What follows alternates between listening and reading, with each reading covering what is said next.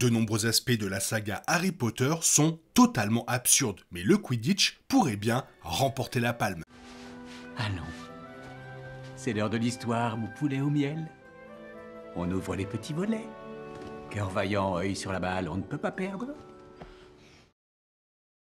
Plus qu'un sport, le Quidditch s'apparente plus à un jeu de hasard. La plupart des joueurs ont très peu de contrôle sur la situation et pourraient même ne pas survivre à l'expérience. De nombreux fans se sont plaints du ridicule des règles du Quidditch. J.K. Rowling a répondu que c'était parfaitement logique. Selon l'auteur, ce sport imite la vie réelle, où la persévérance peut parfois vaincre un coup de chance. Pour être honnête, ce n'est pas toujours le cas, et le sport ne consiste pas vraiment à tenter de surpasser la chance d'un joueur de l'équipe adverse. Toutefois, d'autres aspects du Quidditch en font un jeu vraiment absurde.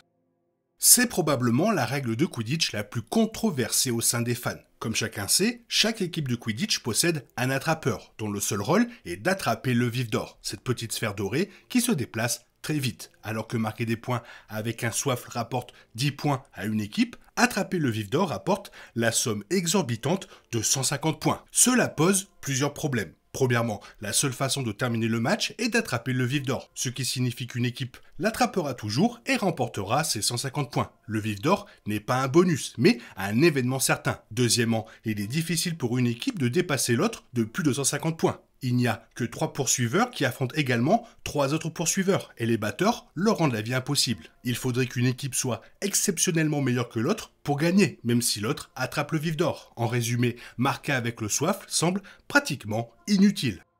Voici un autre aspect déséquilibré du vif d'or. Même si une équipe de Quidditch compte 7 joueurs, un seul d'entre eux peut mettre fin à la partie. Là encore, cela crée une dynamique de jeu déséquilibrée et peu logique. Si l'attrapeur attrape le vif d'or, alors que la partie vient à peine de commencer, son équipe gagne immédiatement, sans même laisser à l'adversaire la possibilité de tenir bon. Par exemple, lors d'un match contre Poufsouffle, Harry a attrapé le vif d'or en moins de 5 minutes, mettant fin à la partie avant même qu'elle ne commence. Bien qu'Harry soit un joueur de Quidditch exceptionnel, cette capture est due en partie à la chance. Le vif d'or est imprévisible et peut se retrouver très près de l'un des attrapeurs sans raison. Cela laisse le match aux aléas de la chance et transforme un sport d'équipe en un sport individuel. L'une des choses les plus scandaleuses au Quidditch est l'interdiction des remplacements. L'équipe de Quidditch ne peut utiliser de remplaçants que lorsque le match dure plus de 12 heures. Bien sûr, cela s'explique par le fait que les pauses ne sont autorisées que de 2 heures toutes les 12 heures et que les joueurs ont besoin de dormir après tout. Toutefois, si un joueur est blessé, il doit soit continuer à jouer, soit quitter le match sans remplaçant. Non seulement cela encourage les joueurs à risquer de nouvelles blessures pour continuer à jouer, mais s'ils quittent le match, leur équipe est considérablement déséquilibrée. Si le joueur blessé s'avère être le gardien ou l'attrapeur, la partie est pratiquement terminée. Le Quidditch est extrêmement dangereux et un sport de contact. Les risques de blessure sont donc vraiment très élevés, ce qui rend cette règle peu pertinente. Le gardien est le joueur chargé de protéger les 3 anneaux pour lesquels les poursuiveurs adverses tenteront de faire passer le soifle pour marquer. Cela paraît simple, sauf qu'il s'agit d'une personne sur un balai qui tente de couvrir 3 énormes trous. De plus, une fois qu'un poursuiveur est dans la zone de score, les batteurs peuvent viser le gardien avec un cognard. De plus, les autres joueurs ne peuvent pas arrêter le soifle. Le gardien est donc tout seul. En essayant d'arrêter le soifle, il ne peut pas traverser les anneaux. En résumé, le gardien doit éviter 2 cognards et tenter d'empêcher une balle de pénétrer dans 3 anneaux sans tomber de son balai, tout en comptant uniquement sur ses propres compétences et sans l'aide de son équipe. Les sorciers sont connus pour leur sauvagerie, mais ils la dépassent de loin en Quidditch, dans presque tous les matchs, Harry s'est blessé d'une manière ou d'une autre. Un jour, il était littéralement poursuivi par un cognard maudit et personne n'a pensé à interrompre le match pour arranger les choses. En gros, quiconque joue au Quidditch doit avoir un désir de mort. Il n'existe aucune règle ni organisation pour garantir l'esprit sportif ou prévenir les blessures pendant un match. Les sorciers peuvent soigner la plupart des blessures très rapidement, mais ce n'est pas une raison pour tenter le diable. Si un joueur est frappé à la tête et meurt sur le coup, la magie n'y pourra pas grand-chose. En parlant de dangerosité du Quidditch, il est assez choquant qu'un sport utilise des armes pour blesser ses adversaires. Certains sports sont violents et impliquent des contacts, voire des plaquages, mais utiliser un instrument pour frapper quelqu'un à distance est scandaleux. Le Quidditch compte 2 joueurs désignés, appelés, sans ironie, les batteurs, qui utilisent des battes pour frapper des balles très puissantes et dangereuses à des vitesses vertigineuses et les diriger directement vers les joueurs de l'équipe adverse. Olivier Wood raconte qu'un jour, il a été frappé à la tête par un cognard et s'est réveillé à l'infirmerie. Un jour, Harry s'est cassé le bras à cause d'un cognard qui lui a été envoyé alors qu'il tendait le bras pour attraper le vif d'or. Il est probable qu'au moins un joueur soit grièvement blessé par un cognard à chaque match, surtout parmi les joueurs professionnels.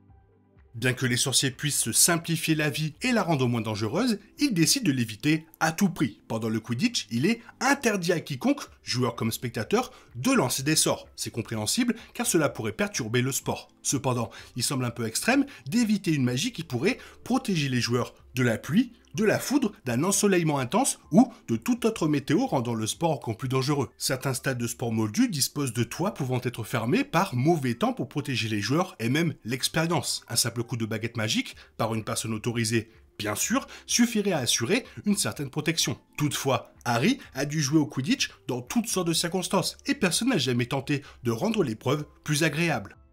Comme chacun le sait, le Quidditch compte 7 joueurs, 3 poursuiveurs, 2 batteurs, un gardien et un attrapeur. Ce système semble s'inspirer d'autres sports collectifs où l'on trouve des défenseurs, des attaquants, des gardiens de but, etc. Toutefois, ce n'est pas si simple, car dans la plupart des sports, ces postes sont interchangeables, de sorte que tous les joueurs contribuent d'une manière ou d'une autre au score et à la défense. Leurs rôles sont à la fois stratégiques et dynamiques, mais pas au Quidditch. Seuls les poursuiveurs peuvent marquer. Pendant ce temps, l'attrapeur est seul à la recherche du vif d'or. Le gardien doit être sur les anneaux et les batteurs frappent les joueurs. Cela limite le rôle des joueurs et leur impact dans ce qui est censé être un sport d'équipe.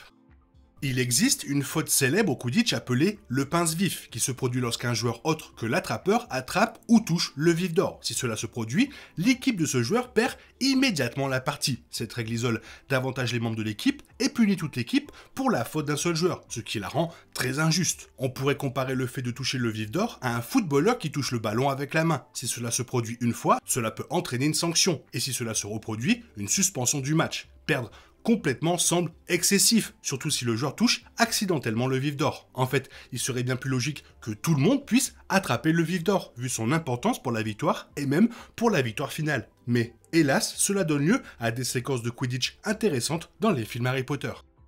C'est sans doute la règle la plus impraticable du Quidditch. La partie ne se termine que lorsque l'un des attrapeurs attrape le vif d'or. Cela signifie que tous les participants à une partie de Quidditch, joueurs, arbitres, spectateurs, peuvent y rester de 5 minutes à des mois. Le match de Quidditch le plus long a duré environ 3 mois. Le plus court a peut-être duré 5 minutes lorsque Harry a rapidement attrapé le vif d'or à Poudlard. Professionnellement, le match le plus court a duré environ 15 minutes. Il n'y a tout simplement pas de durée moyenne. Cela n'a aucun sens en termes de réservation de stade, de programmation de tournois, de vente de billets et de rémunération équitable des joueurs, entre autres. De plus, qui a envie de jouer le même match plus d'une journée? Qui a envie de le regarder? Et même si le temps passe, la vérité est que l'équipe qui gagnera est, une fois de plus, très probablement celle qui attrapera le vif d'or. Le temps ne change donc pas grand-chose au résultat.